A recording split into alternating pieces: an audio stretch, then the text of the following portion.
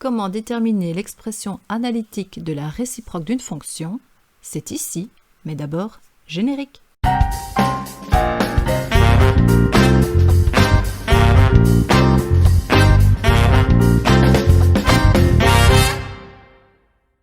Dans les cas simples, pour déterminer l'expression analytique de la réciproque d'une fonction, on permute x et y, et puis on exprime y en fonction de x. Voici sur la gauche un exemple simple. On va déterminer la réciproque de la fonction f de x égale 2x plus 3.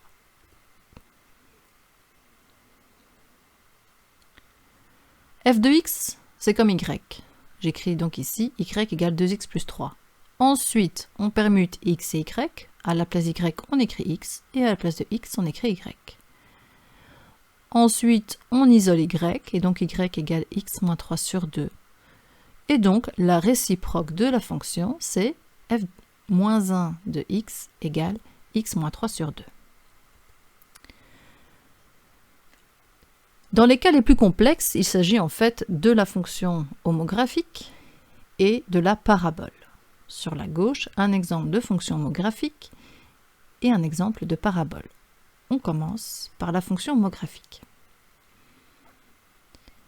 Pour pouvoir déterminer sa réciproque, on va l'exprimer comme une somme. Et pour ça, on va effectuer une division euclidienne. Voici la division euclidienne qui donne 3 plus 1 sur x plus 1. Mais attention, cette fonction homographique n'est pas une bijection.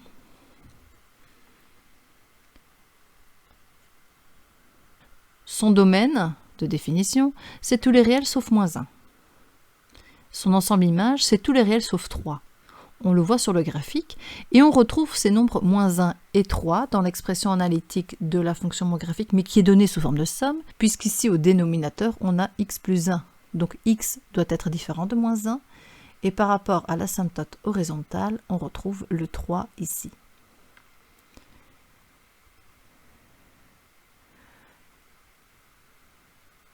Ça veut donc dire qu'on va devoir restreindre la fonction f sur une partie de son domaine de définition. Et je choisis de la restreindre sur l'intervalle qui va de moins 1 à l'infini. Et donc vous voyez que sur le graphique, je n'écris qu'un morceau de la fonction homographique.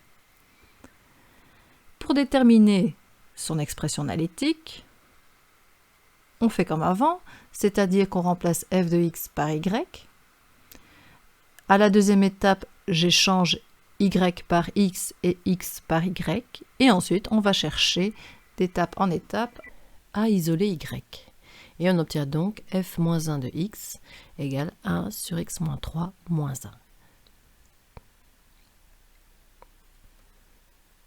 Donc finalement, on est parti d'une fonction homographique, on l'a écrite sous forme de somme, on est passé à sa réciproque plus facilement, et il aura fallu restreindre le domaine de définition de f, mais du coup, attention, le domaine de f-1, c'est tous les réels sauf 3.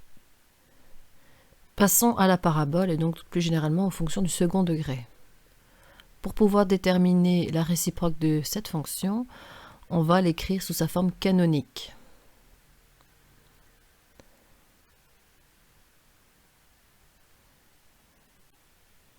Je vous rappelle ici que la forme canonique d'une fonction du second degré s'écrit a fois x moins m au carré plus p, où m est donné par moins b sur 2a et p est donné par moins delta sur 4a. En fait, m et p sont les coordonnées du sommet de la parabole.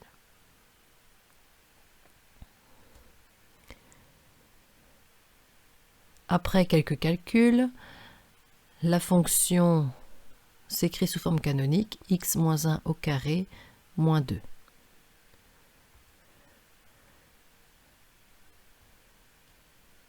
Mais attention, cette fonction n'est pas une bijection. Ben oui, je pourrais prendre deux x différents et obtenir la même image. Ce n'est pas une bijection, donc on va aussi devoir restreindre son domaine de définition. Jetons-y un œil. On voit sur le graphique que le domaine de f, c'est tous les réels. Évidemment, il n'y a pas de fraction, il n'y a pas de racine carrée dans cette fonction, donc il n'y a pas de condition d'existence. Mais on voit aussi que son ensemble image, c'est de moins 2 à plus l'infini. Le moins 2, évidemment, c'est l'ordonnée du sommet.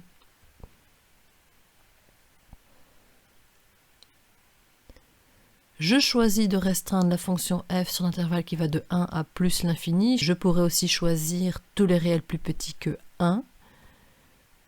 Et on va donc déterminer sa réciproque en échangeant d'abord x par y et y par x, et en isolant au fur et à mesure y.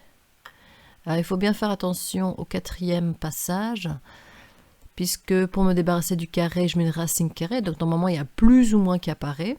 Mais comme je choisis de restreindre la fonction, je vais uniquement garder le plus, et ça me permet d'écrire que la réciproque de la fonction x moins 1 au carré moins 2, c'est ici tout en bas, racine carrée de x plus 2 plus 1.